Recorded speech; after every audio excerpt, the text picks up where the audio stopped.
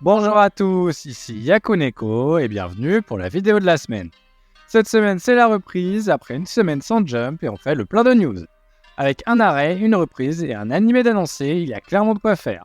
Alors sans plus attendre, je vous souhaite une très bonne vidéo.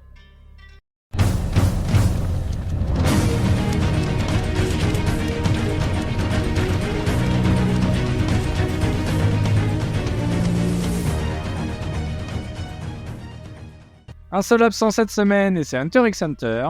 J'avais dit dans la dernière vidéo que je ne le mentionnerais plus sauf si on avait du nouveau, et j'en parle cette semaine car grande nouvelle, après tant d'attente, Hunter x Hunter revient dans le Jump en octobre dans le numéro 45.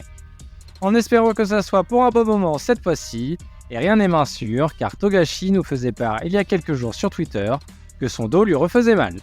Sa reprise arrive en tout cas à point nommé car il fera suite à un arrêt d'une grosse série mais je vous en reparle plus tard dans la vidéo.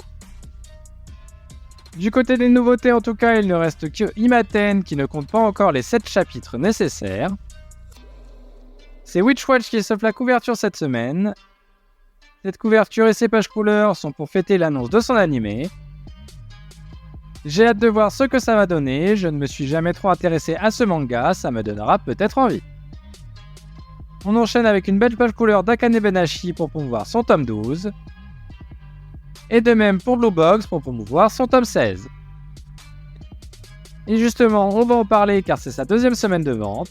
C'est assez particulier car la première semaine de vente ne comptait que 3 jours ce mois-ci, mais avec seulement 69 488 copies vendues, cela reste tout de même assez faible pour Blue Box. À suivre dans les prochaines semaines donc. Et on termine avec une page couleur pour un chapitre spécial du succès du Jump Plus, Kindergarten Wars. Avant de commencer réellement le classement, on retrouve Yokai Buster Murakami, qui a désormais les 8 chapitres nécessaires pour intégrer le classement, mais qui ne l'intégrera jamais réellement, et sera toujours en fin de magazine. On débute donc avec Psychaos, qui chute d'une petite place et retrouve donc sa dernière position.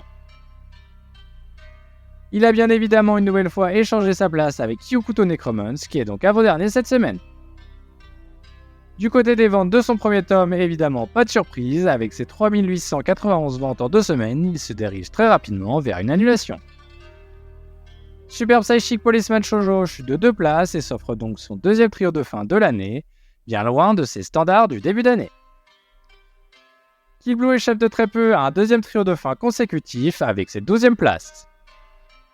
Du côté des ventes, il est compliqué de juger vu qu'il y a un jour de moins que pour le tome précédent, mais il faut noter que c'est quand même la première fois qu'il n'atteint pas les 20 000 copies vendues en 2 semaines. The Elusive Samurai chute quant à lui de 8 places, il avait pourtant accroché un podium dans le dernier numéro, en espérant que l'effet de son animé ne soit pas déjà estompé. Undead Unluck chute de 2 places et est donc 10ème cette semaine. Et du côté des ventes, avec 22 433 ventes en 10 jours, il reste à peu près dans ses standards. Astro Royal remonte quant à lui un petit peu cette semaine et parvient à se hisser dans le top 10.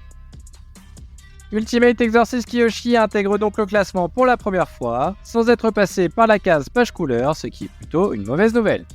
Cette 8ème place ne nous en apprend pas beaucoup plus sur son avenir, mais j'avoue être assez sceptique. News Exorcist remonte un petit peu et est 7ème cette semaine, ce qui est plutôt une bonne place. Jujutsu Kaisen conserve sa bien triste 6ème place, mais le plus important c'est que c'est désormais officiel, le manga se terminera dans 5 chapitres, dans le numéro 44, juste une semaine après la reprise d'Hunter x Hunter. Un deuxième mastodonte du Jump qui se termine donc après My Hero Academia. Mission Yozakura Family réalise un bon résultat cette semaine en gagnant 4 places et en se hissant à la 5ème place.